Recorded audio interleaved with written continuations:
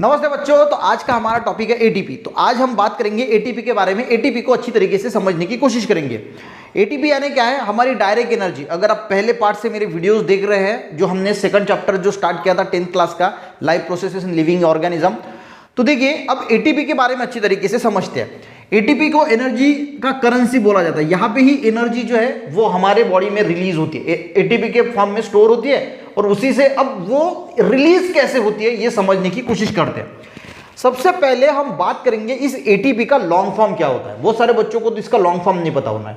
10th class के हिसाब से आपको ये जो मैं चीज बता रहा हूं ना, ये पूरी पता होनी चाहिए। अगर किसी ने भी पूछा एटीपी के बारे में बताओ, तो आपको बताना आना चाहिए। तो इसका लॉन्ग फॉर्म होता है एडेनोसाइन ट्राइफॉस्फेट। ये क्लियर हो गया? ये लॉन्ग फॉर्म सबसे पहले याद कर लेना। अब इस एडेनोसाइन में इसका स्ट्रक्चर कैसा होता है, एनर्जी कैसे रिलीज होती है, ये सारी चीजों में बात करेंगे। ये जो एडेनोसाइन है, इसमें दो चीजें आती है, एक होता है एडेनाइन और एक होता है राइबोज यानी पेंटोस शुगर। ये दोनों मिला के बनता है एडेनोसाइन। यानी पेंटोस शुगर जिसको हम राइबोज बोलते हैं और एडेनाइन, इसको मिला के बना एडेनोसाइन। और ट्राइफॉस्फेट का मीनिंग क्या होता है? 3 फॉस्फेट ग्रुप, इसको बोला जाता है ट्राइफॉस्फेट। अब होता क्या है देखिए, यह है एटीपी यानी एडेनोसाइन ट्राइफॉस्फेट, ठीक है। ये एडेनाइन ग्रुप है। ये वाला जो ग्रुप आप देख रहे हैं, ये ऐसा जो आपके बुक में निकाला है, ये एडेनाइन ग्रुप है।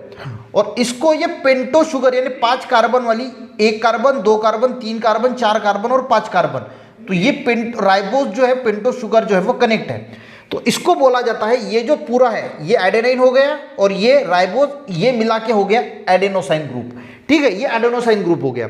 और ट्राइफॉस्फेट यानी इसको 3 फॉस्फेट जो है वो कनेक्ट है, तो ये हो गया हमारा एडेनोसाइन ट्राइफॉस्फेट यानी एटीपी का पूरा स्ट्रक्चर। ये स्ट्रक्चर 4-5 बार निकाल के देखना, एडेनाइन का, उसको राइबोज कनेक्ट करना और उसको फॉस्फेट 3 कनेक्ट करना। तो ये हो गया एडेनोसाइन ट्राइफॉस्फेट का स्ट्रक्चर, ठीक है। अब होता क्या है, ये जो 2 बॉन्ड होते हैं, इस कार्बन का और फॉस्फेट का, इस फॉस्फेट का और इस फॉस्फेट का, ये लो एनर्जी बॉन्ड होते हैं।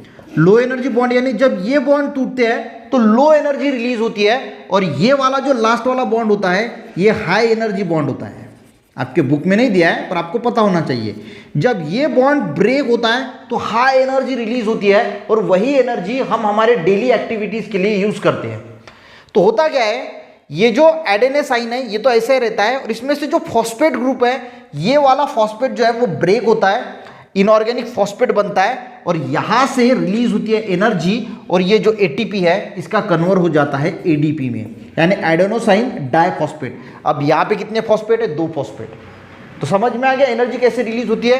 तो ये एडेनोसाइन ट्राइफॉस्फेट का कन्वर्जन एडीपी में हो जाता है। लास्ट जो फॉस्फेट ग्रुप है वो ब्रेक हो जाता है, जिसको बोला जाता है इनऑर्गेनिक फॉस्फेट के फॉर्म में वो ब्रेक होता है, अलग हो जाता है, और यहां से फिर जब वो बॉन्ड ब्रेक होता है उस वक्त एनर्जी रिलीज होती है, और वो एनर्जी हम जो है वो हमारे डेली एक्टिविटीज के लिए यूज करते हैं।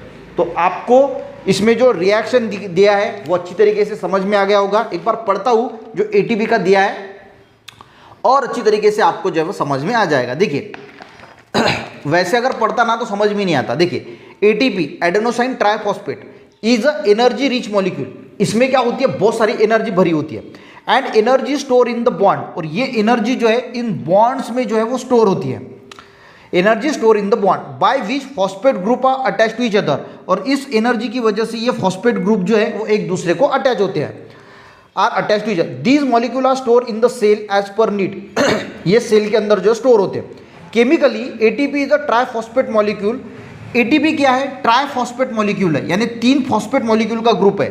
Chemically ATP is a triphosphate molecule form from the adenosine ribonucleoside. ये किससे फॉर्म होता है? एडेनोसाइन न्यूक्लियोसाइड्स, यानी ये जो स्ट्रक्चर आप देख रहे हैं एडेनोसाइन का, एडेनोसाइन राइबोन्यूक्लियोटाइड्स और 3 फॉस्फेट ग्रुप मिला के एटीपी जो बनता है। Chemically ATP is triphosphate molecule form from adenosine ribonucleoside. It contain a nitrogenous compound adenine pentose sugar, यानी एडेनाइन एडेनोसाइन, उसके बाद ये पेंटोस शुगर जो मैंने आपको बताया ribo, it contain nitrogenous compound adenine, ये एडेनाइन हो गया, और ये होगी पेंटोस शुगर, ठीक है, जिसको हम राइबोज बोलते हैं। एंड 3 फॉस्फेट ग्रुप, और 3 फॉस्फेट ग्रुप हो गए, ठीक है। As per need energy is derived by breaking the phosphate bond of ATP, और ये फॉस्फेट का बॉन्ड ब्रेक होके एनर्जी जो है वो रिलीज होती है। Hence ATP is called energy currency of the cell, और इसी वजह से एटीपी को एनर्जी करेंसी ऑफ सेल जो है वो बोला जाता है। तो आई थिंक आपको ये समझ में आ गया होगा कि ये क्या क्या होता है। नीचे क्या दिया है वो भी पढ़ते हैं। If there is a insufficient amount of carbohydrates in our body, अगर हमारे बॉडी में इनसफिशिएंट कार्बोहाइड्रेट, क्योंकि सबसे ज़्यादा जो एनर्जी रिलीज होती है वो कार्बोहाइड्रेट खाने से रिलीज होती है, तो कार्बोहाइड्रेट अगर इनसफिशिएंट है तो क्या होता है, due to the exceptional condition like fasting और हंगर, जब हम फास्टिंग करते हैं, भूखे रहते हैं, the lipid and protein are use for energy production, तो उस वक्त जो लिपिड्स होता है या फिर जो प्रोटीन होता है जो हमारे बॉडी में स्टोर होता है वो यूज होता है एनर्जी प्रोडक्शन के लिए। In case of lipid they are converted into fatty acid whereas the protein into amino acid, तो जो लिपिड है वो फैटी एसिड में कन्वर्ट हो जाता है और प्रोटीन जो अमीनो एसिड में कन्वर्ट हो जाता है। Fatty acid and amino acid are converted into, और उसके बाद जो फैटी एसिड और अमीनो एसिड है वो फिर एसिटिल कोएंजाइम ए में कन्वर्ट हो जाते हैं and energy is obtain through the complete. और उसके बाद जो हमने प्रोसेस देखी थी ग्लाइकोलिसिस वगैरह, देखिए ग्लाइकोलिसिस में क्या होता है, ग्लूकोज का कन्वर्शन होता है एसिटिल कोएंजाइम ए, उसके बाद acetyl coenzyme A citric acid में कन्वर्ट होता है, उसके बाद वो एटी में कन्वर्ट होता है। प्रीवियस वीडियो अगर देखें, पर यहाँ पे अगर हम भूखे रहेंगे तो ग्लूकोज नहीं डेवलप होगा, तो ग्लूकोज के बजाय जो प्रोटीन और लिपिड्स है उसका कन्वर्शन जो है फैटी एसिड और अमीनो एसिड में होता है और उसका कन्वर्शन फिर एसिटिल कोएंजाइम ए में होता है and energy is obtain through the complete oxidation of acetyl coenzyme in this process Krebs cycle in mitochondria. समझ में आ गया? जिस दिन हम भूखे रहते हैं तो ग्लूकोज तो होगा नहीं, तो जो लिपिड और प्रोटीन जो है उसका कन्वर्शन फिर एसिटिल कोएंजाइम ए में होता है और वो फिर फर्दर ऑक्सीडाइज होकर एनर्जी रिलीज होती है हमारे बॉडी में। तो आई थिंक आपको ये एटीपी क्या होता है और जो लास्ट पैराग्राफ है वो समझ में। लास्ट पैराग्राफ में क्या बताया कि जब हम भूखे रहते हैं, हंगर होता है, भूख तो ग्लूकोज तो बनेगा नहीं, उस वक्त बॉडी क्या करती है, लिपिड और जो प्रोटीन है उसका यूज करती है और उसका कन्वर्जन फिर जो है वो एसिटिल कोएंजाइम में करता है और एसिटिल कोएंजाइम फिर जो फर्दर ऑक्सीडेशन होके एटीपी में कन्वर्ट होके एनर्जी जो है वो रिलीज करता है। तो आई थिंक आपको ये एटीपी का जो है वो समझ में आ गया होगा। ठीक है, ये जो पेज नंबर 14 है वो अच्छी तरीके से समझ में आ गया होगा। अच्छा लगा एक लाइक जरूर करना, अपने दोस्तों को भी शेयर करना, बच्चों चैनल पे नए जरूर सब्सक्राइब करना। मिलते हैं नेक्स्ट वीडियो में, तब तक के लिए जय हिंद।